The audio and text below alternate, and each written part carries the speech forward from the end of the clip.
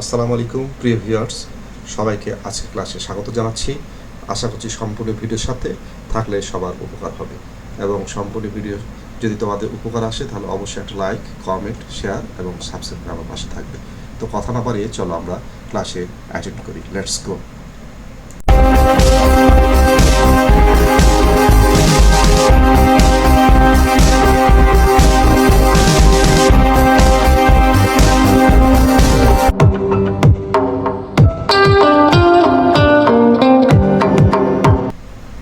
প্রিয় ভিউয়ার্স, আজকে আমরা মাইক্রোসফট ওয়ার্ড ফাইল কিভাবে ওপেন করতে হয় তার একটি পদ্ধতি, সেই সাথে কিছু শর্টকাট সূত্র আমরা শিখব। প্রথমে আমরা ডেস্কটপের উপর, ডেস্কটপ বলতে মনিটর স্ক্রিনের কথা বলছি, একে কম্পিউটার ল্যাঙ্গুয়েজে ডেস্কটপ বলা হয়। মাউস যেটা আমরা লক্ষ্য করছি এখন, যেটা নাড়ানাড়ি করছি, এর নাম মাউস পয়েন্টার। মাউসের ডান বাটনে ক্লিক করব। ক্লিক করলে এখানে নিউ যে অপশনটি আসবে ওখানে এসে আমরা এইভাবে চলে আসব, মাইক্রোসফট ওয়ার্ড ডকুমেন্ট দেখতে পাবো। ক্লিক করলে একটি ডকুমেন্ট চলে আসবে, হাইলাইটস হয়ে আছে। আমরা চাইলে এই ডকুমেন্টের নাম লিখতে পারবো। যদি আমি লিখি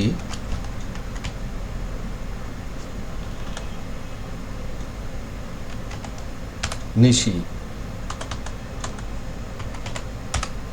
এন্টার, তাহলে নিশি নামে একটি ডকুমেন্ট তৈরি হলো। এখন আমি এই ডকুমেন্ট ওপেন করার জন্য একটা ক্লিক করার পর একবার এন্টার প্রেস করলেই ডকুমেন্টটা ওপেন হবে। বন্ধ করলে উপরে ক্রস ক্লিক করলেই বন্ধ হবে। আবার ওপেন করার নিয়ম আরেকটি বলি, ডাবল ক্লিক করলেও ওপেন হবে। অথবা আমরা এখানে ক্লিক করার পর, ক্লিক বলতে লেফট সাইড ক্লিক, আর রাইট সাইড ক্লিক হলে সেটা বলা থাকবে। ডানে ক্লিক করব, প্রথমে লেফট ক্লিক, পরে রাইট ক্লিক, নেক্সট আমরা ওপেনে ক্লিক করব। সাধারণ ক্লিক বলতেই লেফট সাইড ক্লিক বোঝায় মাউসের। তাহলে ফাইলটি বা ডকুমেন্টটি ওপেন হবে। তাহলে আমরা ওপেন শিখে নিলাম। এখন এখানে আমরা কিছু সূত্র আলোচনা করব। প্রথমে আমরা দেখতে পাচ্ছি, এখানে লক্ষ্য করে দেখি, প্রথমে সূত্র দেখতে পাচ্ছি কন্ট্রোল এ। এখানে কন্ট্রোল দ্বারা কিছু সূত্র লিখেছি আমি, কন্ট্রোল এ থেকে কন্ট্রোল জেড পর্যন্ত। আজকে আমরা কন্ট্রোলের ব্যবহার শিখব এ থেকে জেড পর্যন্ত। আগামীকাল ইনশাল্লাহ অল্টার এবং আদার্স অপশনগুলো শিখব। প্রথমে আমি কন্ট্রোল এ লক্ষ্য করছি। কন্ট্রোল এ বলতে এখানে সিলেক্ট অল বোঝাচ্ছে। আগে আমি এখানে লিখে দেখাই। যদি এখানে লিখি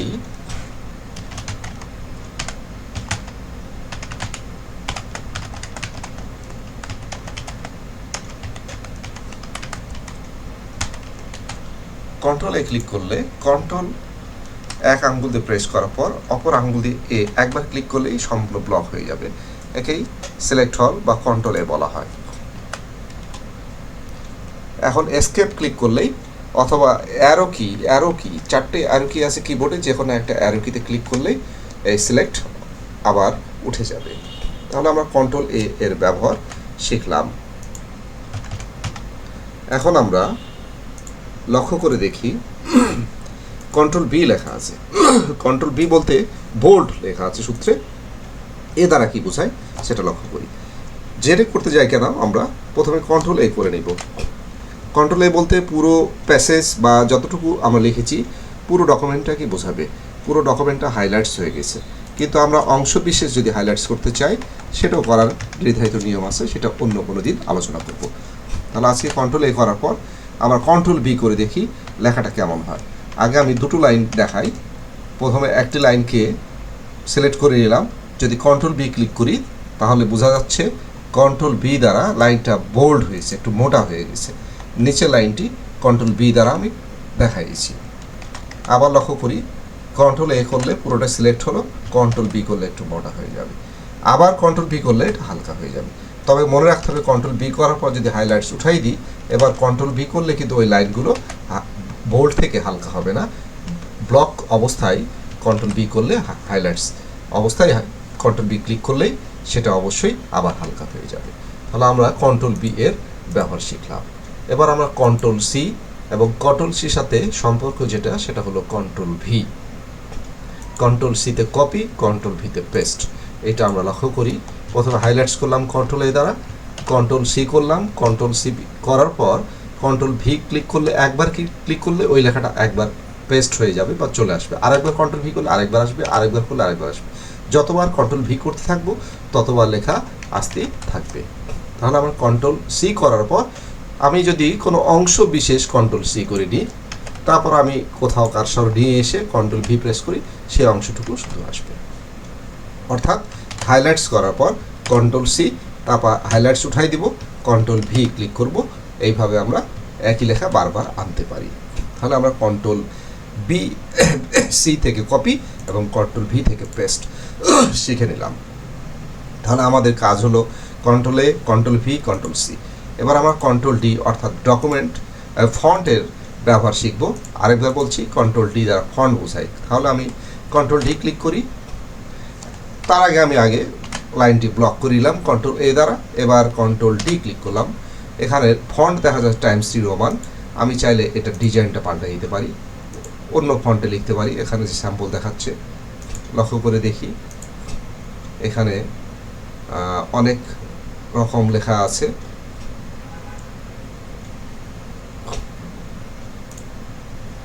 আমরা যেমন নিব লেখাটা তেমন হবে।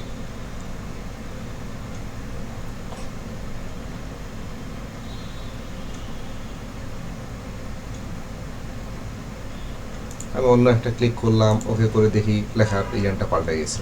তাহলে কন্ট্রোল ডি করার পর তাহলে আমরা এই ফন্টে গিয়ে টাইমস নিউ রোমান, আগের যে ফন্ট ছিল টাইমস নিউ রোমান আমরা নিলাম।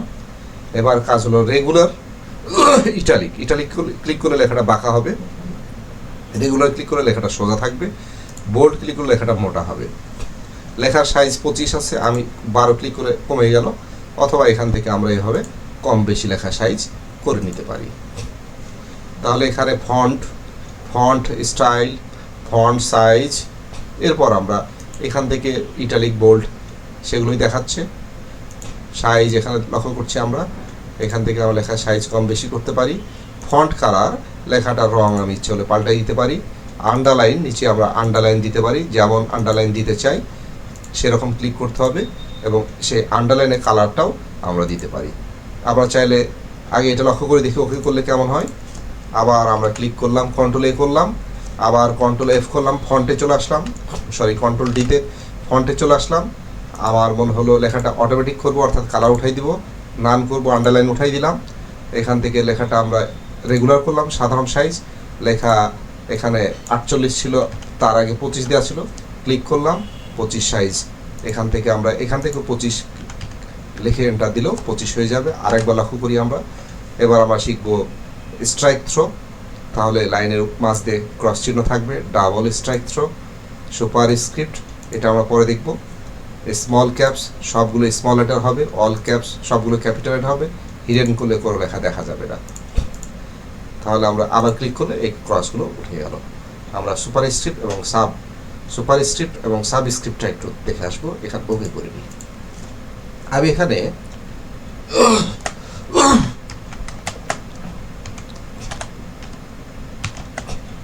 এইভাবে লিখলাম। এখন এটাকে যদি আমরা স্কোয়ার করতে চাই বা পাওয়ার করতে চাই, তাহলে আমরা কন্ট্রোল ডিতে গেলাম, যাওয়ার পর এই যে সুপার স্ক্রিপ্ট আছে ওকে করে দিই, তাহলে এটা পাওয়ার হয়ে যাবে। কিন্তু এটা যদি আবার বেজ লিখতে চাই, আবার কন্ট্রোল ডি যায়, তারপর সাবস্ক্রিপ্ট করলে নিচে চলে যাবে। এইভাবে আমরা সুপার স্ক্রিপ্ট, একে বলা হয় সুপার স্ক্রিপ্ট, একে বলা হয় সাবস্ক্রিপ্ট। এভাবে আমরা হাইলাইটস করে নিয়ে কন্ট্রোল ডি করবো, তারপর যেটা ক্লিক করব সেই অবস্থায় চলে আসবে। আবার স্বাভাবিক অবস্থা করতে চাইলে কিবোর্ডে শর্টকাট মেনু আছে, আমরা সেটা না যেয়ে এখন যেটা আলোচনা করছি সেখানে যাই। এটা আমরা উঠাই দিলাম, ওকে করলাম, আবার এটা হাইলাইটস করে নিই, আবার কন্ট্রোল ডি করি, করার পর এখানকার সুপার স্ক্রিপ্ট উঠাই দিয়ে ওকে করি। এগুলো কন্ট্রোল ডি এর ব্যবহার। এখন আমরা কন্ট্রোল ই এর ব্যবহার শিখব। কন্ট্রোল ই এর ব্যবহার লক্ষ্য করে দেখি, একটা শব্দ লিখি বাংলাদেশ, কন্ট্রোল ই করলে লেখাটি মাঝে চলে যাবে, আর কন্ট্রোল এল প্রেস করলে বামে যাবে, কন্ট্রোল আর প্রেস করলে ডানে যাবে। অর্থাৎ এখানে লক্ষ্য করে দেখি আমরা, কন্ট্রোল ই করলে মাঝে যাবে, তারপর কন্ট্রোল এল করলে বামে যাবে, এই যে লক্ষ্য করছি লেফট সাইডে চলে যাবে, এবং কন্ট্রোল আর প্রেস করলে রাইট সাইড বা ডান সাইডে চলে যাবে। এবার আমরা শিখব কন্ট্রোল এফ এর ব্যবহার। কন্ট্রোল এফ দ্বারা ফাইন্ড বুঝাই। আমরা আগে আমাদের ডকুমেন্টসে আসি, এখানে আমরা লক্ষ্য করে দেখি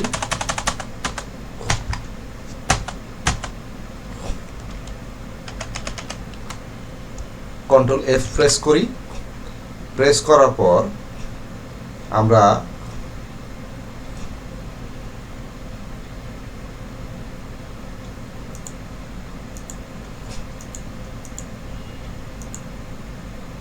যেটা সার্চ করব সেটা এখানে আসবে।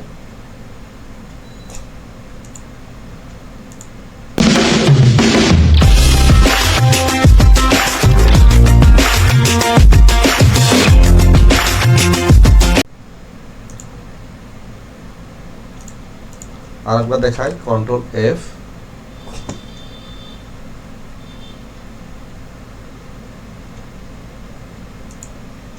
এখানে সার্চে যে আমরা যদি বাংলাদেশ লিখি, লক্ষ্য করে দেখি বাংলাদেশ লিখলাম, এন্টার প্রেস করলে বাংলাদেশ হাইলাইটস হয়ে যাবে। যতবার এন্টার প্রেস করব ততবার বাংলাদেশ দেখাবে। সার্চ শেষ হলে এখানে দেখাই দিবে। মোট 4টি ছিল। এখন আমরা এখান থেকে বের হয়ে যাব ক্রস ক্লিক করে। তাহলে আমরা কন্ট্রোল এফ এর ব্যবহার শিখলাম। এবার দেখব আমরা কন্ট্রোল জি এর ব্যবহার। তাহলে আমরা কন্ট্রোল জির ব্যবহার দেখি। কন্ট্রোল জি মানে গো টু। আমাদের এখানে যদি একাধিক লাইন থাকে, এখন আমি যদি দ্বিতীয় লাইনে যেতে চাই, টু প্রেস করার পর গো টু ক্লিক করলে দ্বিতীয় লাইনে কার্সর নিয়ে যাবে। একইভাবে যদি আমি কোনো লাইনে ক্লিক করলে দ্বিতীয় পেজ, লাইনে যে যদি আমি 2 ক্লিক করি, গো টু করি, দ্বিতীয় লাইনে নিয়ে যাবে। যদি পেজ ক্লিক করার পর এখানে 2 প্রেস করি, যদি দ্বিতীয় পেজ থাকে, এখানে পেজ মাত্র একটি আছে, অতএব একটিতে যাবে। একইভাবে বুকমার্ক, কমেন্ট, ফুটনোট যেটা হাইলাইটস করব এবং এন্টার, এখানে সেটা নাম্বার লিখে দিয়ে নেক্সট ক্লিক করলে সেখানে পৌঁছে দিবে। তাহলে আমরা গো টু এর ব্যবহার শিখলাম। এবার আমরা লক্ষ্য করে দেখি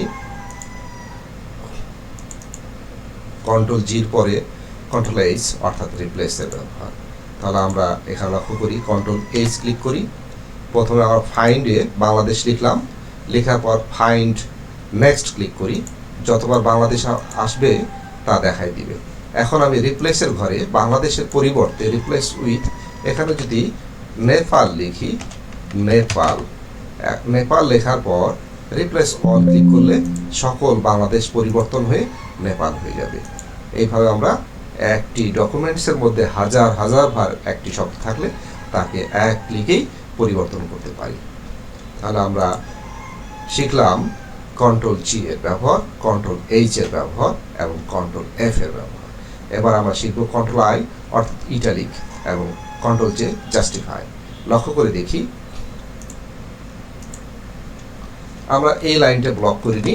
আমি একটি লাইন ব্লক করা এখনো শিখাইনি, সম্পূর্ণ ডকুমেন্ট ব্লক করে শিখেছি কন্ট্রোল এ দ্বারা। আমি একটি লাইন ব্লক করে দেখাই আগে। কন্ট্রোল আই ক্লিক করলে লেখাটি ইটালিক হয়ে যাবে। আর যদি সম্পূর্ণটাই কন্ট্রোল আই করি, সবগুলো ইটালিক হবে।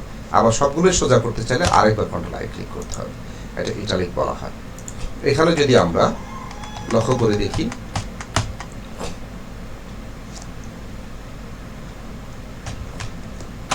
একটু লক্ষ্য করি, এই লেখাটাকে আমরা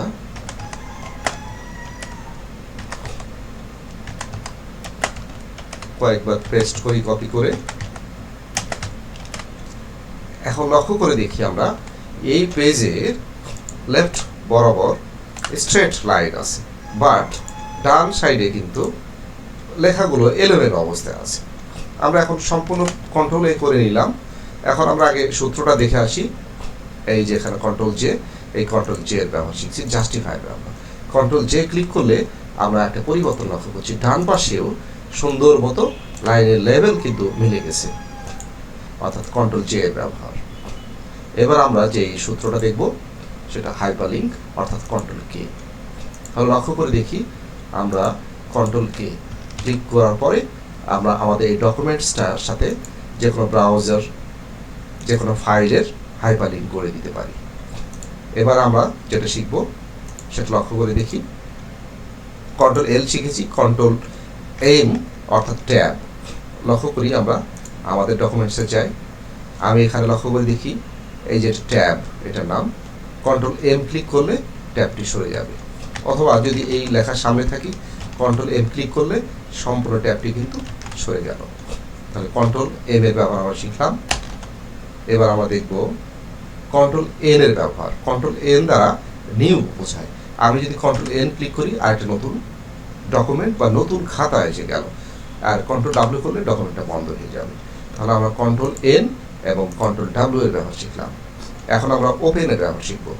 যদি কন্ট্রোল ও ক্লিক করি আমাদের এই কম্পিউটারে যতগুলো ডকুমেন্ট তৈরি করেছি তা এখানে দেখাবে। এখন আমার যে ডকুমেন্টটা প্রয়োজন সেই ডকুমেন্টে ক্লিক করলেই সেই ডকুমেন্টটা কিন্তু এখানে অটোমেটিক ওপেন হয়ে যাবে।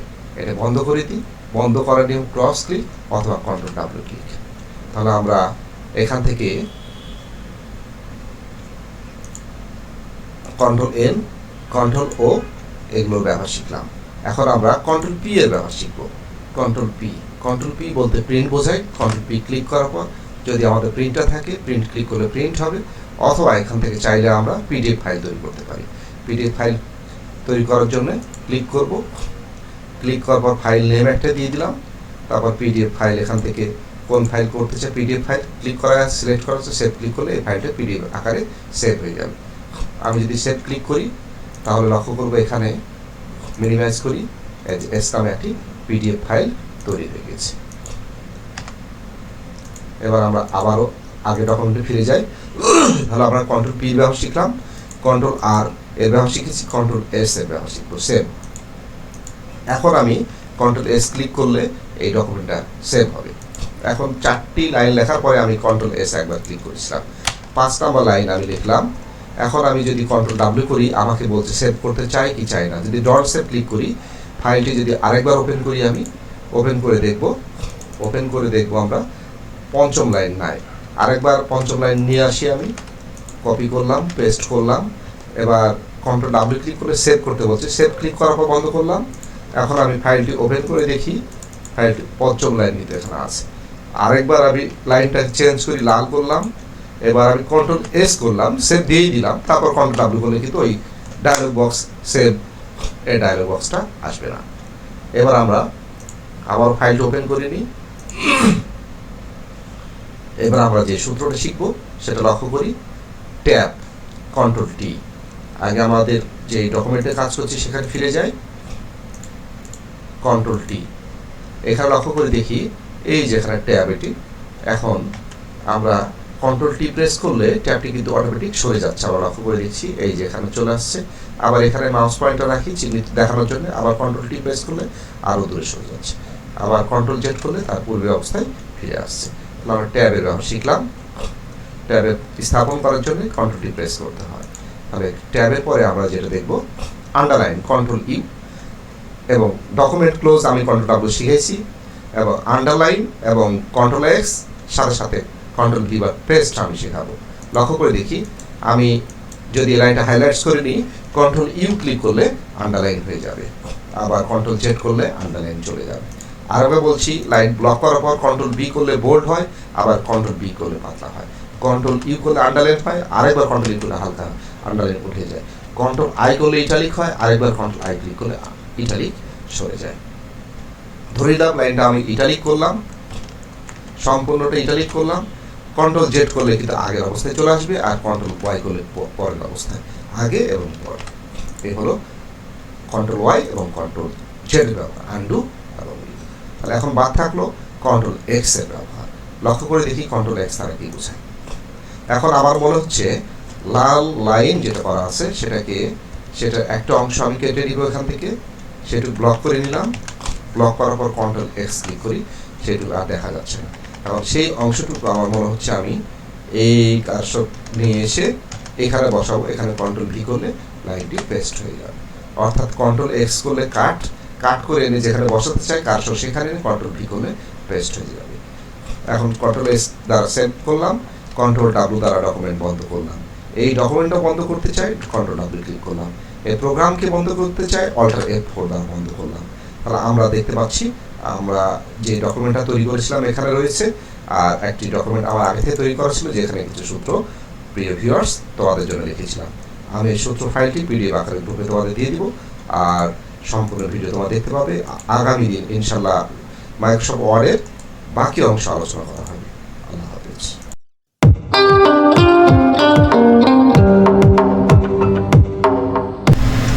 প্রিয় ভিউয়ার্স, সুপ্রিয় শিক্ষার্থী ও সম্মানিত অভিভাবক, যদি ক্লাসটি ভালো লাগে তাহলে ক্লাসটিতে একটা লাইক, একটি পজিটিভ কমেন্ট, ভিডিওটি শেয়ার এবং সেই সাথে আমার চ্যানেলটি সাবস্ক্রাইব করে পাশে থাকবেন। ইনশাল্লাহ অতি শীঘ্রই অন্য কোনো প্রয়োজনীয় ভিডিওতে আবারও আপনাদের সামনে হাজির হব। সেই পর্যন্ত সবাই ভালো থাকবেন, অন্যকেও ভালো রাখবেন। আল্লাহ হাফেজ।